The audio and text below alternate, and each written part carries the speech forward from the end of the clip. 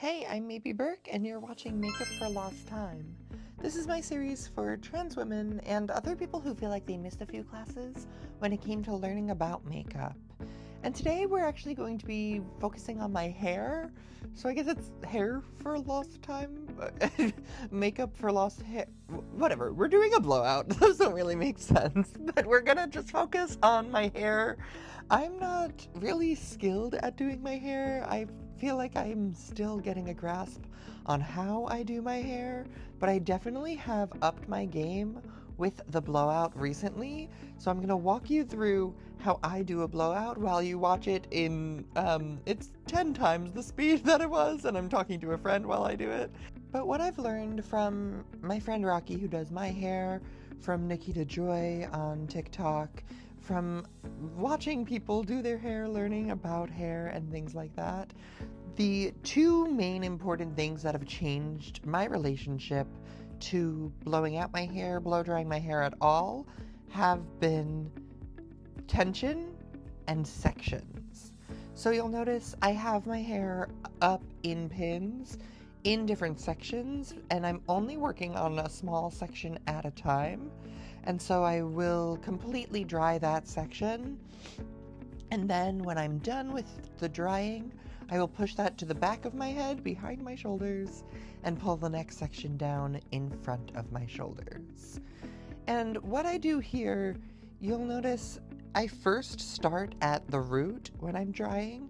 I make sure that I get the root dry, because what I've learned is that if you're just drying like the length and the ends of your hair before you dry the root, then the hair from the root will fall down onto the ends, and it will go down because, like, gravity and things, the hair will make it, the water will make its way down the length of the hair and just re-wet what you've already dried. So you want to start at the very top by your roots, and then the last thing you want to hit is the ends of your hair. And you'll notice I'm also pulling with tension. That's a thing that I learned relatively recently, was to have tension pulling on the hair while you're blow drying it. That just helps it to be sleek and smooth, and it doesn't move around as much on you if you're going without a lot of tension or without a brush at all, like I used to blow dry my hair. We used to just go for it willy-nilly. But if you have that tension, you can be really exact with what you're doing and really intentional with where you're placing the heat, how you're using the blow dryer, and things like that. You'll also notice I have the attachment on it that like really directions the blow dryer, like keeps it, I don't know what that connector is called, the little attachment, but it really is like, makes it really directional and doesn't just all shoot out in just the vast circle that might be out of a blow dryer. You get it really specific and directional. So we've got our hair in sections, we've got drying from the root, we've got tension as we dry, and of course the last thing I've learned has been to, once you're done with doing the blow drying, you'll notice I go back over the pieces a couple of times.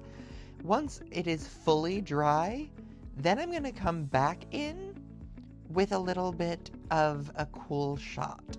And so most blow dryers have something where you can use cold air, whether it's turning the heat settings off, or like mine has a button that specifically does a cool shot. And that just helps to like lock in what you've done.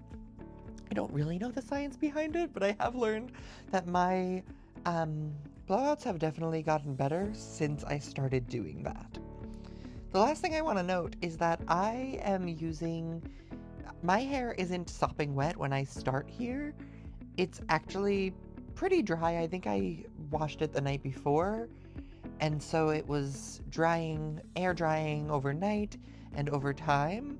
And so as I pull each section out, I'm just adding in a leave-in conditioner that has a heat protectant in it. Heat protectant is super important. I like to use ones that are multi-purpose and also work for conditioning and giving my hair a little bit of body, a little bit of whatever it needs.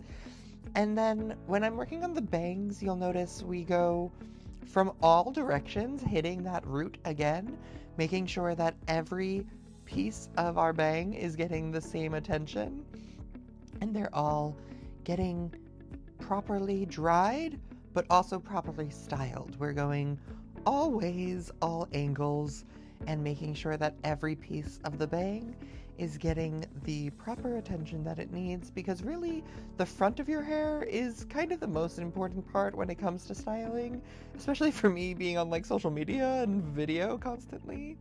And then I'll just take a hair oil and make sure any frizz that is left over gets addressed and make sure that all of the ends are going the ways that I want them, making sure that everything is sitting the way that I want it to.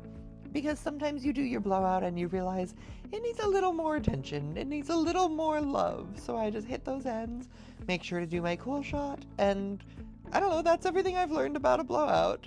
Let me know if you have any questions.